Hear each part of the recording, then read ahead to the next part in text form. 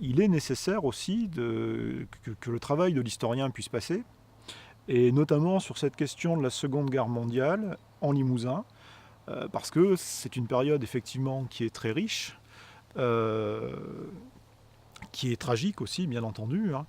Et je crois que le travail de l'histoire n'a jamais été très simple ici, en fait, hein. Justement, c'est quoi qui le rend difficile à illustrer? Alors, d'abord, c'est vrai que l'histoire de la résistance en Limousin a très vite cristallisé autour de la figure de Georges Guingouin, qui s'est imposé. Alors d'abord, ça tient aussi aux qualités propres du personnage, hein. C'est quelqu'un qui a une force de caractère, qui a du charisme, euh, et qui donc donne l'impression finalement de résumer à lui tout seul la résistance en Limousin. Or, il n'a pas été le seul à résister. Il y a eu aussi, il faut le souligner, hein, d'autres formes de résistance que la résistance du maquis, hein. Il y a des gens qui ont résisté dans les réseaux, les mouvements de résistance, etc. Bien. Euh, Ensuite, Georges Guingouin, il a été, sa figure a été très vite contestée, c'est-à-dire qu'en gros, la Roche-Tarpéienne était vraiment très très proche du Capitole, c'est-à-dire qu'à peine quelques années après la fin de la guerre, le voilà en butte aux luttes internes à l'intérieur du Parti communiste, et il se trouve exclu comme pas mal d'anciennes grandes figures de la résistance, hein. Je pense notamment à Charles Tillon par exemple, hein. Donc Guingouin aura le même destin. Et puis vient se greffer, après quasi en parallèle avec cette exclusion tonitruante du Parti communiste, qui divise localement d'ailleurs, il y a les pros et les anti-Guingouin, hein.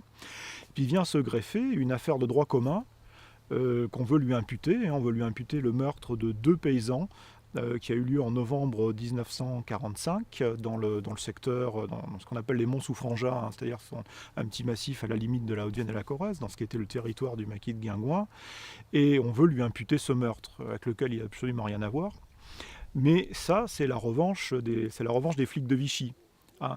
C'est-à-dire que l'épuration s'est fait plus ou moins bien, et parfois plutôt mal que bien, et donc il reste des fonctionnaires des fonctionnaires de police notamment, qui sont encore hostiles à la résistance. Et puis c'est l'époque de la guerre froide aussi, où le communisme est vu comme quelque chose de subversif.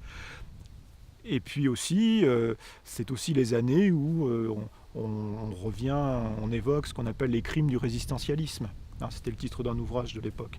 Et donc Guingouin, il va faire les frais de tout ça. Donc ça rend l'histoire de la résistance compliquée à faire, au moins du point de vue du personnage de Guingouin, hein, j'entends bien, parce qu'on va se trouver pris dans ce débat entre les pros et les antis.